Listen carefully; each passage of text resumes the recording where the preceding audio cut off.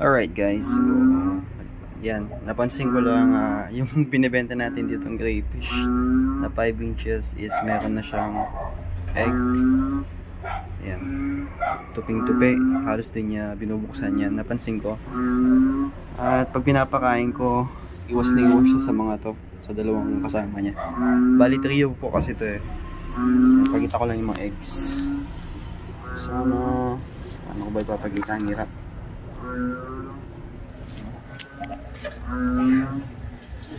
Ayan siya.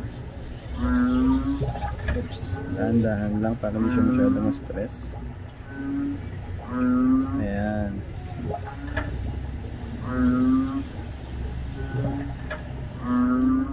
Ayan po yung mga eggs niya.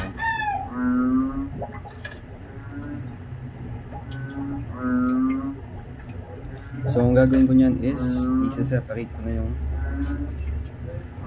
female natin na to. Meron akong mga hatchery tank dito.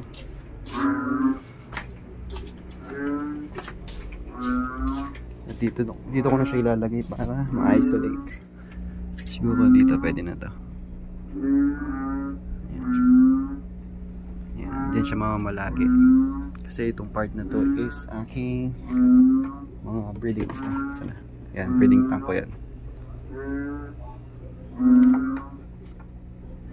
May mga na-breed na nga pala akong mga ano dito, mga parrot.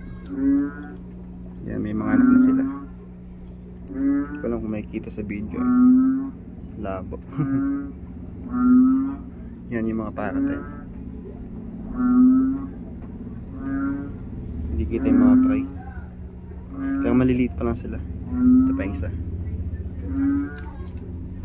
Crayfish din ako dito, male yan na ano, crayfish. So ayan siya, yan na siya mamamalagi. At lalagyan ko yan ng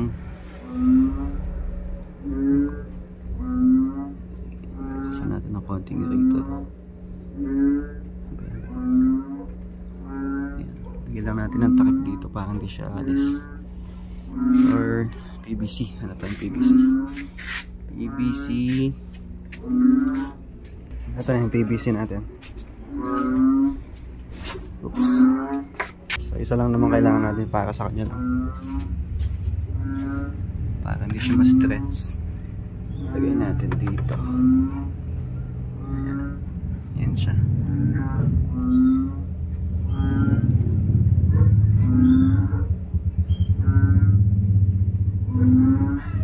Ay, doon ka na sa bago mong tira.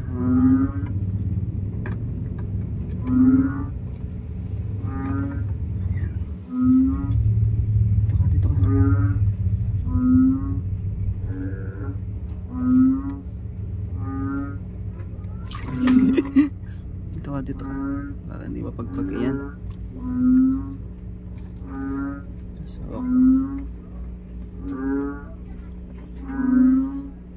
papasok na siguro yan, bahala na siya. Yan, so yun lamang po. Thank you sa panonood.